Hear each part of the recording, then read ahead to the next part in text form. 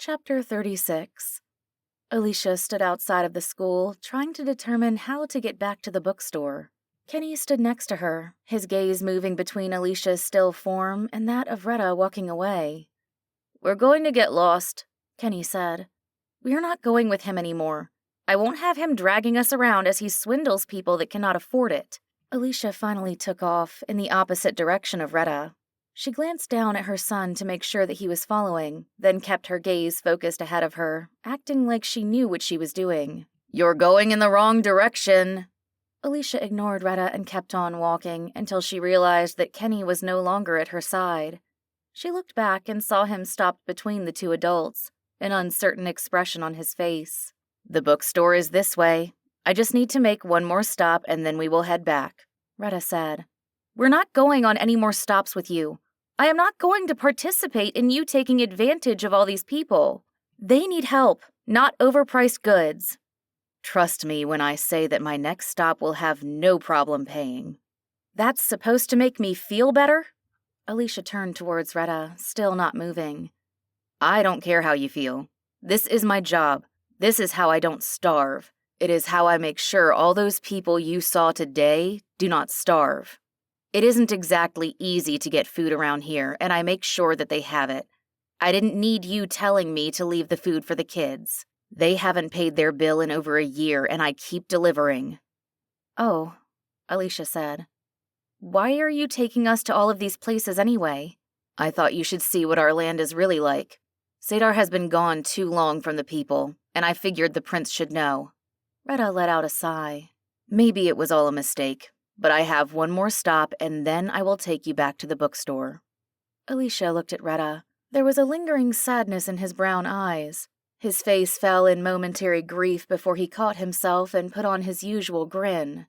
"One more stop, and then we head back." Shortly after, they stopped at a large building. It was extravagant, with white pillars across the front and white marble stairs leading up to them. Behind the pillars there was a porch that looked to be marble, except for the carpeting leading up to the doorway. The entryway was two large, solid wooden doors with beautiful metal handles. Alicia tried to imagine what it would be used for in the human world. Maybe it was a small museum. That, or it could just be a house for someone who had a lot of wealth. Regardless of what it was in the human world, it was almost certainly a rich elf's house. Why were they bringing food to someone who already had this much already? Retta didn't enter the front doors. Instead, he walked around to the side of the building and through a fence gate. There was a less gratuitous door there. It was the same wood but not quite as thick and only one door. Retta knocked several times and then stepped back. They waited and waited. Alicia expected Retta to knock again, or to turn around and walk away. Instead, he stood calmly and patiently. Alicia admired his self-assurance. Even if it was all an act, Retta came across as completely in charge of every situation. Well, every situation that didn't involve Sadar. Alicia tried to mimic his poise and wait just as patiently. She tried to look like her mind wasn't being swarmed with a constant stream of thoughts about why they shouldn't be here, or about how they were going to be caught at any moment. She tried not to think that maybe they should not have trusted Retta, since he seemed to be delivering them up to the very people they were trying to stay away from. Alicia looked around, wondering if she was contributing to their own capture. She took her son's hand and was trying to think through the anxiety when the door opened.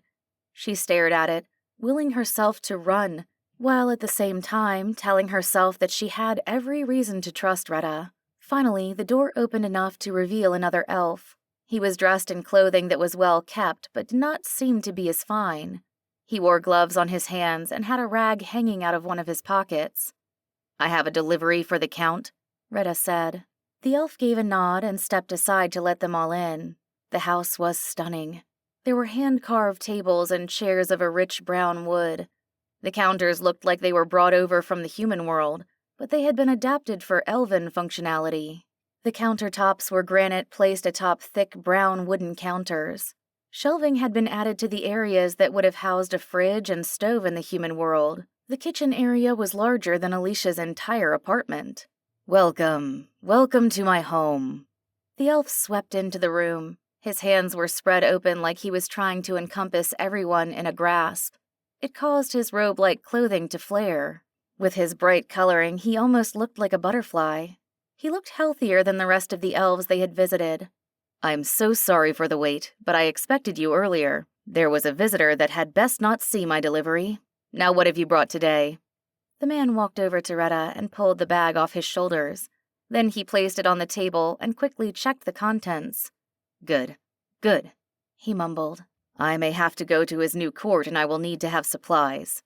He pulled out a bottle of ketchup from the bag, cradling it like it was made of gold. "I'm trying to put it off, but I will have to go." "You know where he is?" It was the first time Retta had spoken. Alicia noticed that he held himself stiffly. In all other locations, he was relaxed and reassuring, yet here he was different. He seemed uncomfortable, maybe even angry.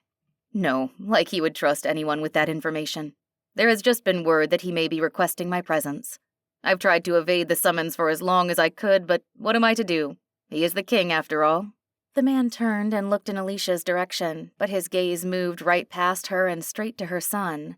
He stared so intently that Alicia took an involuntary step in front of Kenny, blocking his view. He turned and looked at her then. It was a quick glance that took in her entire presence and then moved on.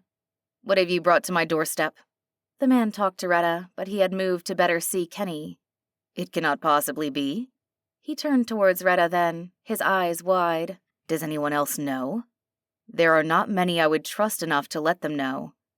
"Interesting that you trust me." He moved then, his robe fluttering as he dashed. He was in front of Alicia before she registered his movement. His hands clasped her arms to her sides. He was shorter than her, and she could see the bald spot on the top of his head, but his grip was firm. He looked at her face, as if searching for something, then as quickly let her go. "This can change everything," he said. "I think it is time I went to court."